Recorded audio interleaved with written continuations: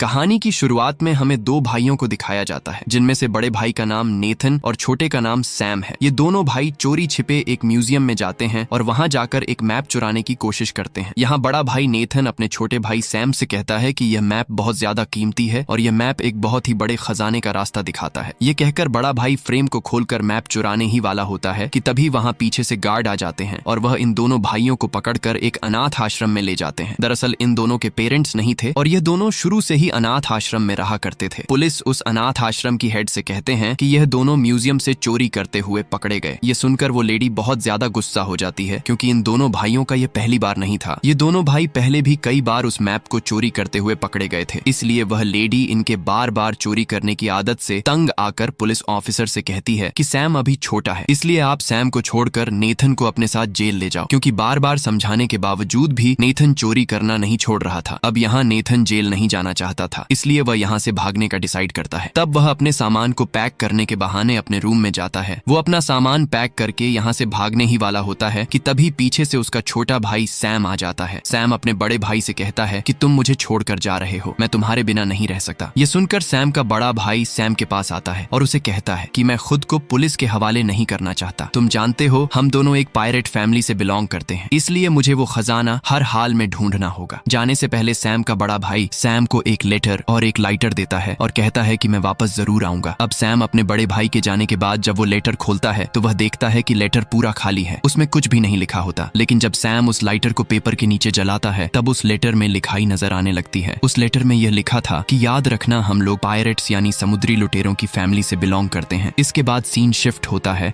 और हमें 15 साल बाद का सीन दिखाया जाता है, जहाँ हम सैम को देखते हैं जो अब जवान हो चुका है और वह एक बार में काम करता है। लेकिन सैम उदास रहता है, क्योंकि आज से ठीक 15 साल पहले उसका बड़ा भाई जो सैम को अकेला छोड़कर चला गया था, वो अब तक लौटकर वापस नहीं आया और सैम अब भी अपने बड़े भाई की तलाश में है। इसी वक्त सैम के पास एक खूबसूरत लड़की आती है, जिसे देखकर सैम उसका दीवाना हो जाता है और सैम अपने स्किल्स का इस्तेमाल करते हुए उसके सामने एक जाम पेश करता है। और जब वह लड़की सिगरेट जलाती है तो उसके पास लाइटर नहीं होता, तब वह सैम से उसकी सिगरेट जलाने को कहती है। और यहाँ सैम उस लड़की की सिगरेट जलाते वक्त काफी बारीकी से उस लड़की के हाथ से ब्रेसलेट चुरा लेता है, जिसे देखकर हमें पता चलता है कि सैम ने अब भी अपनी खानदानी आदत यानी चोरी करना नहीं छोड़ा है। और तभी सैम के पास विक्टर नाम का एक आदमी आता है। वो आदमी सैम से कहता है कि मुझे तुम्हारा लाइटर पसंद आया और मैं इस लाइटर को किसी भी कीमत पर खरीदना चाहता हूँ। लेकिन यहाँ सैम इस लाइटर को बेचने से साफ साफ इनकार कर देता है, क्योंकि वह लाइटर उसे उसके बड़े भाई नेथन ने दिया था। इसके बाद विक्टर नाम का वो आदमी अपने असली मुद्दे पर आता है। वो सैम से कहता है कि मुझे पता है कि तुम अपने बड़े भाई की तलाश में हो और मैं जानता हूँ कि वह कहाँ पर है। यह कहकर विक्टर नाम का वो आदमी वहाँ से चला जाता है। उस आदमी के जाने के बाद जब सैम अपनी पॉकेट चेक करता है, जिसके अंदर उसने उस लड़की से चुराया हुआ ब्रेसलेट रखा था, तब सैम को अपनी पॉकेट में ब्रेसलेट नहीं मिलता, बल्कि ब्रेसलेट की जगह उसे विक्टर नाम के उस आदमी का कार्ड मिलता है, जिस पर विक्टर का एड्रेस लिखा हुआ होता है। यानी कि विक्टर सैम से भी चोरी में 2 कदम आगे है। अब सैम सीधा विक्टर के घर पर चला जाता है। अंदर आकर वह देखता है कि इस घर में हर जगह कीमती चीजें रखी गई हैं। और तभी सैम की नजर उस मैप पर पड़ती है जो आज से 15 साल पहले सैम और उसके बड़े भाई ने चुराने की कोशिश की थी। अब जब सैम इस मैप को देख रहा होता है तभी पीछे से विक्टर आ जाता है। विक्टर कहता है कि मुझे पता था कि तुम यहाँ आओगे। तब सैम विक्टर से कहता है कि यह तो वही मैप है जिसमें एक खजाने का नक्शा दिखाया गया है और इस मैप के रास्ते पर जाकर बहुत सारे लोगों ने अपनी जान दे दी और उन्हें कुछ भी हासिल नहीं हुआ। यह सिर्फ एक झूठी कहानी थी। तब विक्टर सैम से कहता है कि यह कोई झूठी कहानी नहीं है और यह खजाना सच में है। इसके बाद विक्टर वहाँ एक बुक खोलता है और इस बुक में वो सैम को एक शिप की तस्वीर दिखाता है और कहता है कि यह शिप कोई आम शिप नहीं है, बल्कि यह एक बहुत ही पुरानी शिप है जिसकी कीमत 500 करोड़ है। साथ ही साथ इस शिप में बहुत सारा खजाना भी छुपा हुआ है। तब सैम विक्टर से कहता है कि मेरा भाई कहाँ है, जिस पर विक्टर जवाब देता है कि तुम्हारा भाई और मैं इसी खजाने के पीछे लगे हुए थे, लेकिन फिर तुम्हारा भाई कहीं खो गया और पिछले 2 सालों से मैंने उसे नहीं देखा। लेकिन जाने से पहले तुम्हारे भाई ने इस खजाने के बारे में मुझे कई क्लूज दिए थे और मुझे पता है कि तुम्हें भी इस खजाने के बारे में काफी जानकारी है, इसलिए हम दोनों मिलकर इस खजाने को ढूंढ लेंगे। लेकिन सैम विक्टर के इस ऑफर को रिजेक्ट कर देता है। तब विक्टर सैम से कहता है कि अगर तुम मेरा साथ दोगे तो तुम्हें तुम्हारा बड़ा भाई भी मिल सकता है। ये सुनकर सैम सोच में पड़ जाता है और सीधा घर चला आता है। घर आकर वह अपने भाई की फोटो देखने लगता है। अपने भाई की फोटो देखकर सैम बहुत ज्यादा इमोशनल हो जाता है और विक्टर के साथ खजाना और अपने भाई को ढूंढने के लिए राजी हो जाता है। अगली सुबह सैम विक्टर के पास जाता है और उससे कहता है कि मैं खजाना ढूंढने के लिए तैयार हूँ। तब विक्टर उसे पेपर पर एक की का साइन दिखाता है और कहता है कि ये वही चाबी है जिससे हम खजाने तक पहुंच सकते हैं, और इस तरह की दो और चाबियां हैं, जिनमें से एक चाबी तो मेरे पास है, लेकिन दूसरी चाबी एक ऑक्शन कंपनी में नीलाम होने वाली है, जिसे हमें जल्द ही चुराना होगा। इसके बाद विक्टर सैम को उसी ऑक्शन कंपनी के पास ले जाता है और सैम से कहता है कि यह वही कंपनी है जहां से वह दूसरी चाबी हमें चुरानी है। इसके बाद यह लोग इस चाबी को चुराने के प्लान में लग जाते हैं, और उनका प्लान काफी सिंपल होता है कि यह दोनों इस ऑक्शन कंपनी की लाइट्स बंद कर देंगे और अंधेरे में इस चाबी को चुरा कर ले जाएंगे। इसके बाद फाइनली वह दिन आ जाता है जिस दिन वह चाबी नीलाम होने वाली होती है। यह दोनों भी इस ऑक्शन कंपनी में पहुंच जाते हैं। अब प्लान के मुताबिक जब सैम लाइट्स ऑफ करने के लिए कंट्रोल रूम में जाता है, तभी वहां सिक्योरिटी गार्ड्स आ जाते हैं और सिक्योरिटी गार्ड्स सैम को पकड़ने लगते हैं, लेकिन सैम उनसे खुद को बचाता हुआ वहां से भागने लगता है। लेकिन सिक्योरिटी गार्ड्स सैम का पीछा नहीं छोड़ते। तब सैम इन सिक्योरिटी गार्ड्स से खुद को बचाने के लिए छत पर लगी लाइट से लटक जाता है, और इन लाइट्स की मदद से वह फ्लोर के एक साइड से दूसरी साइड पर पहुंचने की कोशिश करता है। इस दौरान नीचे मौजूद सभी लोगों की नजर सैम पर होती है,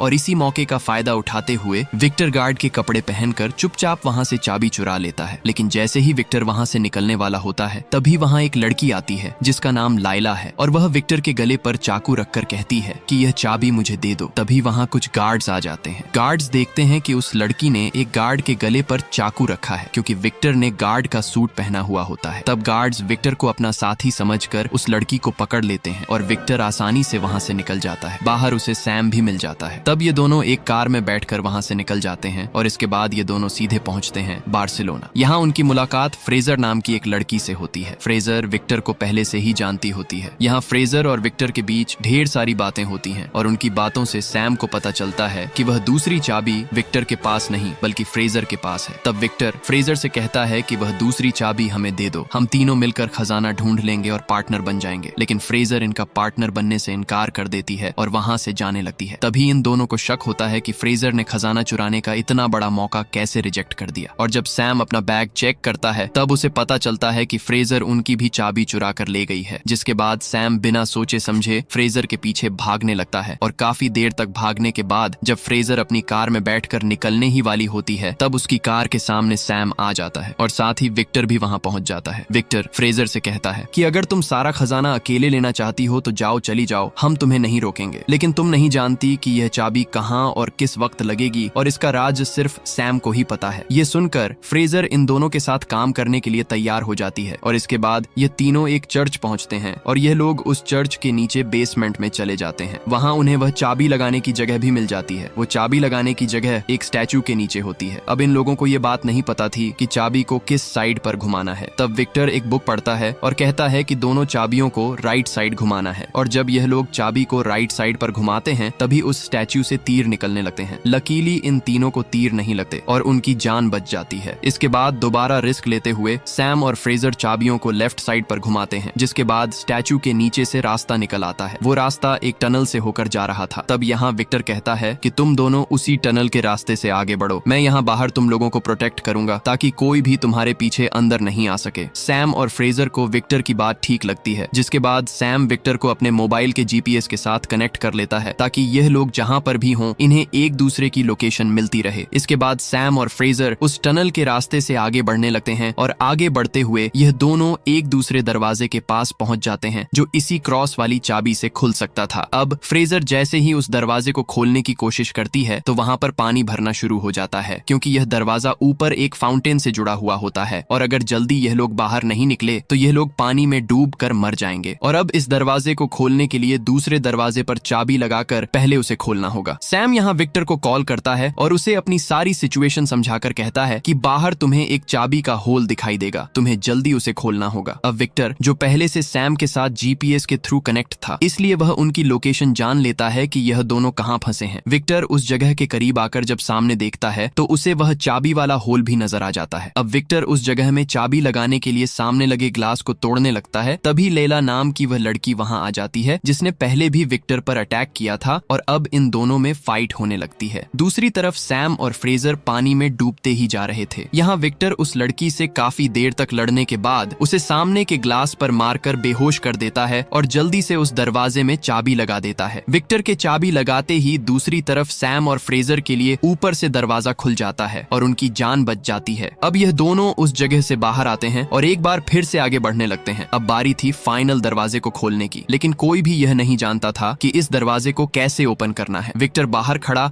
एक होल में से इन दोनों को देख रहा था। यहाँ सैम चाबी को उस होल में ट्राई करता है, पर वह चाबी उस होल में फिट नहीं हो रही थी और तभी सैम दीवार पर बने चाबी के सिंबल को देख लेता है, जिसे देखकर सैम समझ जाता है कि इस दरवाजे को खोलने के लिए एक दूसरी चाबी की जरूरत पड़ेगी। तब सैम फ्रेजर से कहता है कि जाओ और विक्टर से दूसरी चाबी लेकर आओ, लेकिन विक्टर इन पर भरोसा नहीं करता और दूसरी चाबी देने से इनकार कर देता है। लेकिन इस दरवाजे को खोलने के लिए कोई दूसरा रास्ता था ही नहीं, इसलिए विक्टर इनको चाबी दे देता है। अब सैम जब इन दोनों चाबियों को मर्ज करता है तो वही सिंबल बन जाता है जो सामने की दीवार पर बना था। अब सैम दोनों चाबियों की मदद से उस दरवाजे को खोल देता है और जब यह दोनों उस दरवाजे के अंदर एंटर होते हैं तो उन्हें अंदर 4 बड़ी बड़ी मटके दिखाई देती हैं। दूसरी तरफ विक्टर सैम से बार बार पूछ रहा था कि खजाना मिला या नहीं। उन्हें लग रहा था कि खजाना इन सराइयों में है। अब सैम फ्रेजर को अपने कंधे पर उठाता है यह देखने के लिए कि आखिर इन सराइयों में क्या है। फ्रेजर जब एक सराय का ढक्कन हटाकर देखती है तो उसमें नमक भरा हुआ होता है। इसका मतलब यह था कि यहाँ पर कोई भी खजाना नहीं था। ये देखकर ये लोग बहुत ज्यादा उदास हो जाते हैं और तभी वह चारों सराइयां अचानक से टूट जाती हैं, जिसके अंदर से एक नक्शा निकलता है और यही उस खजाने तक जाने का असली नक्शा था। अब जब सैम उस नक्शे को देख रहा था तभी फ्रेजर उस पर गन पॉइंट कर देती है और उससे वह नक्शा ले लेती है। सैम उससे कहता है कि तुम ऐसा नहीं कर सकती, तुम तो हमारी टीम में थी। जिस पर फ्रेजर कहती है कि मुझे तुमसे कोई प्रॉब्लम नहीं है, लेकिन तुम्हारे साथ जो बंदा है जिसका नाम विक्टर है वह एक धोखेबाज इंसान है और उसने तुम्हारे बड़े भाई को भी धोखा दिया था। इसके बाद फ्रेजर सैम को गन से सिर पर मारकर बेहोश कर देती है और अपने साथ मैप और दोनों चाबियों को लेकर वहां से चली जाती है। कुछ देर बाद विक्टर सैम के पास आता है और वह सैम को बेहोश देखकर समझ जाता है कि फ्रेजर हमें धोखा देकर अपने साथ मैप और चाबियां ले गई है। सैम को जब होश आता है तो वह विक्टर से गुस्से में पूछता है कि मेरा भाई कहाँ है। अब विक्टर उसे बताता है कि मैं और तुम्हारा भाई बहुत साल पहले इस खजाने को ढूंढने के लिए निकले, लेकिन इस खजाने को ढूंढने सिर्फ हम नहीं बल्कि लाइला नाम की वह लड़की भी थी जिसने म्यूजियम में मेरी गर्दन पर चाकू रख दिया था और उसी ने तुम्हारे भाई को मार दिया। ये सुनकर सैम बहुत ज्यादा इमोशनल हो जाता है और वहां से जाने लगता है, लेकिन तभी विक्टर उससे कहता है कि तुम्हारा भाई चाहता था कि उसके मरने के बाद तुम उसके सपने को पूरा करो। ये सुनकर सैम विक्टर से कहता है कि ठीक है, मैं इस खजाने तक अपने भाई के लिए जरूर जाऊंगा और खजाना मिलते ही हम दोनों के रास्ते अलग अलग हो जाएंगे। ये कहकर सैम वहां से चला जाता है। दूसरी तरफ हम फ्रेजर को देखते हैं जहां पर लाइला भी मौजूद होती है। ये वही लड़की है जिसने सैम के बड़े भाई को मारा है और यहाँ हमें पता चलता है कि फ्रेजर और लाइला दोनों एक ही आदमी के लिए काम करती हैं। फ्रेजर अपने बॉस को वह नक्शा और चाबी दे देती है, जिसे देखकर फ्रेजर का बॉस उससे बहुत खुश हो जाता है और वह लाइला से कहता है कि आज के बाद तुम फ्रेजर के अंडर काम करोगी क्योंकि तुम नक्शा लाने में कामयाब नहीं हो सकी और यह काम फ्रेजर ने पूरा करके दिखाया। ये सुनकर लाइला को बहुत गुस्सा आ जाता है। इसके बाद उनका बॉस अपनी पूरी टीम को लेकर खजाने की तलाश में एक प्लेन में बैठकर निकल जाता है और वह अपने साथ जरूरत का सारा सामान भी ले लेते हैं। यहाँ उनका बॉस काफी खुश था क्योंकि उसके हाथ बहुत बड़ा खजाना लगने वाला था, लेकिन उसे पता नहीं था कि उसकी खुशी कुछ ही देर की मेहमान है। लैला बहुत ज्यादा अपसेट थी क्योंकि वह पिछले कई सालों से अपने बॉस के लिए काम कर रही थी, लेकिन अब वह फ्रेजर के अंडर काम नहीं करना चाहती थी और तभी लाइला अचानक पीछे से आकर अपने बॉस का गला काट देती है। अपने बॉस को मरा हुआ देखकर फ्रेजर समझ जाती है कि लाइला अब उसे भी नहीं छोड़ेगी, इसलिए वह अपनी जान बचाने के लिए प्लेन में जो कार थी उसमें छुप जाती है। लाइला अपने आदमियों से कहती है कि जाओ और फ्रेजर को ढूंढो और उसे मार डालो और तभी हम सैम और विक्टर को देखते हैं जो उसी रेड कार की डिक्की में छुपकर प्लेन में आ गए थे। अब जब वह सभी लोग फ्रेजर को ढूंढ रहे थे, इसी मौके का फायदा उठाकर सैम और विक्टर चुपके से जाकर मैप चुरा लेते हैं। कुछ देर बाद लाइला फ्रेजर को देख लेती है, जिसके बाद इन दोनों के बीच फायरिंग स्टार्ट हो जाती है। जब वो लोग एक दूसरे पर फायरिंग करने में बिजी होते हैं तभी यहाँ विक्टर सैम से कहता है कि हमें मैप मिल चुका है, इसलिए हमें जल्दी से पैराशूट लेकर यहाँ से जाना होगा। अब विक्टर तो पैराशूट लेकर वहाँ से जंप कर देता है, लेकिन सैम यहाँ से नहीं कूदता क्योंकि लाइला ने उसके भाई को मारा था और आज सैम अपने भाई का बदला लेना चाहता था। वो लाइला से कहता है कि तुमने मेरे भाई को क्यों मारा है। लाइला उसे कोई जवाब नहीं देती और अपने आदमियों को उसे मार डालने के लिए कहती है। अब जब लाइला के आदमी सैम को मारने के लिए आगे बढ़ते हैं तभी सैम वहाँ पर सारा सामान जो एक दूसरे के साथ अटैच था उसे खोल देता है, जिससे प्लेन का सारा सामान बाहर गिरने लगता है। अब सैम भी पैराशूट लेकर वहाँ से कूदना चाहता था, लेकिन तभी उसका एक पैर रस्सी में फंस जाता है, जिससे वह सामान के साथ ही बाहर हवा में उड़ने लगता है। लेकिन वो जैसे तैसे करके एक बार फिर से प्लेन में आ जाता है, पर तभी फ्रेजर जिस कार में छुपी हुई थी वो उसी कार को लेकर हवा में जंप करने वाली थी और तभी उसके सामने सैम आ जाता है, जिससे वो टक्कर मारकर उसे प्लेन से गिरा देती है। अब जब वो दोनों नीचे गिर रहे थे तभी फ्रेजर सैम से कहती है कि जल्दी से पैराशूट खोलो, लेकिन यहाँ पर तो सैम ने कोई पैराशूट पैराशूट लिया ही नहीं था, इसलिए वह दोनों एक कार्गो की तरफ जंप मारते हैं और जैसे तैसे करके उस कार्गो को पकड़ लेते हैं, जिसके बाद सैम उस कार्गो का पैराशूट खोल देता है और वह दोनों कार्गो के साथ सीधे नीचे समुंदर के पानी में जा गिरते हैं। जिसके बाद वो दोनों समुंदर के किनारे पर पहुंच जाते हैं। वहां पहुंचने के बाद वो दोनों एक होटल में रुकते हैं और रात को वह दोनों मैप को समझने की कोशिश करते हैं, लेकिन यहाँ पर फ्रेजर को तो कुछ भी समझ नहीं आता, इसलिए वह आराम से जाकर सो जाती है। लेकिन सैम यहाँ पर पूरी रात मेहनत करता है और वह उन चाबियों का इस्तेमाल करके खजाने की लोकेशन जान लेता है। इसके बाद सैम उस खजाने की लोकेशन एक नोट पर लिख देता है और जाकर सो जाता है। जब सुबह फ्रेजर उठती है तो वह देखती है कि सैम ने मैप को समझकर खजाने की लोकेशन निकाल ली है और वह यहाँ पर दोबारा चालाकी दिखाते हुए उस लोकेशन वाले पेपर को लेकर खजाने की तरफ निकल जाती है। अब सैम जब नींद से जागता है तो वह देखता है कि पूरी रात मेहनत करके उसने जो खजाने की लोकेशन निकाली थी वो लोकेशन फ्रेजर अपने साथ ले जा चुकी है। लेकिन यहाँ सैम उदास होने के बजाय उल्टा हंसने लगता है। दरअसल सैम ने उस नोट पर गलत लोकेशन मेंशन की थी, क्योंकि उसे पता था कि फ्रेजर उसे धोखा देगी और जो असली लोकेशन थी वो सैम ने एक बोतल में छुपा रखी थी। इसके बाद सैम एक बोट में उस लोकेशन पर पहुंच जाता है, लेकिन वहीं लैला भी सैम पर नजर रखे हुए थी। सैम बोट से उतरकर फाइनली उस जगह पर पहुंच जाता है जहां पर 2 बड़े शिप्स और वह खजाना था, जिसे ढूंढते ढूंढते ना जाने कितने लोगों ने अपनी जान गंवाई थी। सैम उस शिप पर चढ़ जाता है जहां उसे ढेर सारे सोने से भरे हुए ड्रम्स मिलते हैं। ये देखकर सैम बहुत ज्यादा खुश हो जाता है, लेकिन तभी पीछे से उसे विक्टर की आवाज आती है। सैम उससे पूछता है कि तुम यहाँ पर कैसे आए? तब विक्टर उसे जवाब देता है कि क्या तुम भूल गए? तुम ही ने तो मुझे अपने जीपीएस से कनेक्ट किया था। इसके बाद वह दोनों वहाँ मौजूद सोने को एक बैग में भरने लगते हैं और तभी वहाँ लाइला भी अपने लोगों के साथ पहुंच जाती है। इन लोगों को देखकर सैम और विक्टर दोनों शिप में छुप जाते हैं। लाइला जब शिप पर इतना सारा सोना देखती है तो उसकी आंखें खुली की खुली रह जाती हैं। अब अगर वह चाहती तो वह अपने साथ सारा का सारा सोना ले जा सकती थी, लेकिन उसके मन में लालच जाग जाता है। वह अपनी पूरी टीम को बुलाती है और वह इन दोनों शिप्स को प्लेन के जरिए वहां से ले जाने वाली थी, क्योंकि वह यह जानती थी कि खजाने के साथ साथ इन शिप्स की कीमत भी करोड़ में है। इसलिए लाइला हेलीकॉप्टर से दोनों शिप्स को उठा लेती है। अब विक्टर और सैम भी जिस शिप में छुपे हुए थे वहां से बाहर आ जाते हैं और वह दोनों उन शिप्स को लाइला से छीनने के काम में लग जाते हैं। ये दोनों शिप पर मौजूद लाइला के गार्ड्स से लड़ने लगते हैं। यहाँ पर सैम भी एक गार्ड को खूब मार रहा था और वह दोनों गार्ड्स को उठाकर शिप से नीचे फेंकने लगते हैं। काफी देर तक गार्ड्स से लड़ने के बाद वो दोनों एक शिप को हाईजैक कर लेते हैं। अब लाइला जब देखती है कि उसका एक शिप सैम और विक्टर ने हाईजैक कर लिया है तो वह बहुत गुस्सा हो जाती है और वह अपना हेलीकॉप्टर उनके पीछे लगा लेती है। विक्टर उनसे बचने के लिए हेलीकॉप्टर के जरिए शिप को तेजी से आगे बढ़ाता है, मगर यहाँ लाइला भी उसका पीछा नहीं छोड़ती और वह अपना शिप विक्टर के शिप के करीब करके अपने लोगों को विक्टर और सैम से लड़ने के लिए भेज देती है। अब यहाँ सैम उन लोगों से लड़ने लगता है और तभी लाइला सामने से आकर विक्टर के शिप को टक्कर मारती है, लेकिन इस टक्कर से विक्टर के शिप को ज्यादा नुकसान नहीं पहुंचता। इसलिए लाइला अब दोबारा पीछे जाकर फिर से फुल स्पीड में विक्टर के शिप से टक्कर मारने के लिए आगे बढ़ती है। तभी सैम अपने शिप पर एक पुरानी तोप देख लेता है और वह जल्दी से उसमें गन पाउडर लोड करके लाइला के हेलीकॉप्टर पर अटैक कर देता है, जिससे लाइला के हेलीकॉप्टर में आग लग जाती है और वह शिप एक पहाड़ से जा टकराता है। लेकिन टकराने से पहले लाइला जैसे तैसे करके अपने शिप से कूदकर विक्टर के शिप पर आ जाती है और वह यहाँ शिप से एक बहुत बड़ी चैन समंदर में फेंक देती है, जिसकी वजह से शिप और हेलीकॉप्टर आगे नहीं बढ़ पाते और अब सैम और लाइला के बीच फाइट शुरू हो जाती है। सैम लाइला के सामने कमजोर पड़ रहा था, इसलिए सैम खुद को बचाते हुए रस्सी के जरिए ऊपर विक्टर के पास हेलीकॉप्टर में चढ़ने लगता है, लेकिन यहाँ लाइला भी उसके पीछे आने लगती है। लाइला बहुत ज्यादा गुस्से में थी और वह सैम के करीब आकर उसे मारने ही वाली थी कि तभी यहाँ विक्टर अपना सोने से भरा हुआ बैग सैक्रिफाइस करके सीधे लाइला पर दे मारता है, जिससे सोने का बैग और लाइला दोनों नीचे पानी में गिर जाते हैं। उन्हें लग रहा था कि लाइला मर चुकी है, लेकिन ऐसा बिल्कुल भी नहीं था। लाइला अब भी जिंदा थी, लेकिन तभी वो शिप जो हेलीकॉप्टर से लटकी हुई थी उसकी रस्सी भी टूट जाती है और वह सीधा नीचे जाकर पानी में लाइला को कुचल देती है, जिससे फाइनली लाइला की मौत हो जाती है। अब विक्टर यहाँ जैसे तैसे करके सैम को ऊपर हेलीकॉप्टर में खींच लेता है। अब वह दोनों ऊपर हेलीकॉप्टर से देखते हैं कि वो शिप जिसे पिछले कई महीनों से वह दोनों ढूंढ रहे थे वो उनकी आंखों के सामने पानी में डूब रहा है और वह लोग कुछ भी नहीं कर पाते। कुछ देर बाद वहाँ पुलिस आ जाती है और वह दोनों समझ जाते हैं कि वो सारा सोना अब गवर्नमेंट का हो चुका है। यहाँ विक्टर अपने हाथ से इतना बड़ा खजाना खोकर थोड़ा सा मायूस हो जाता है। तब सैम उससे कहता है कि दुखी मत हो और फिर सैम एक एक करके अपनी जेब से गोल्ड की स्लेट्स निकालने लगता है। ये देखकर विक्टर बहुत ज्यादा खुश हो जाता है और वह दोनों खुशी खुशी जाने लगते हैं। मूवी के एंड में हम देखते हैं कि एक मोटर बोट से विक्टर और सैम का कोई पीछा कर रहा है, जो कि कोई और नहीं बल्कि फ्रेजर ही थी, जिसे सैम ने बेवकूफ बना दिया था। इसके बाद हमें एक जेल दिखाई जाती है जहां हम देखते हैं कि सैम का बड़ा भाई नेथन मरा मरा नहीं था, वह अभी भी जिंदा है और वह एक जेल में है। इसी के साथ यह कहानी खत्म हो जाती है। तो दोस्तों, क्या सैम और विक्टर सच में उस बचे हुए सोने से अमीर बन पाएंगे? और नेथन आखिर किस जेल में बंद है और कैसे बाहर आएगा? इस सस्पेंस से पर्दा उठेगा इस फिल्म के अगले पार्ट में। वीडियो को लाइक और शेयर जरूर करना। ऐसी ही और भी बेहतरीन और सस्पेंस से भरी मूवी एक्सप्लेनेशंस के लिए अभी सब्सक्राइब करें आपके अपने चैनल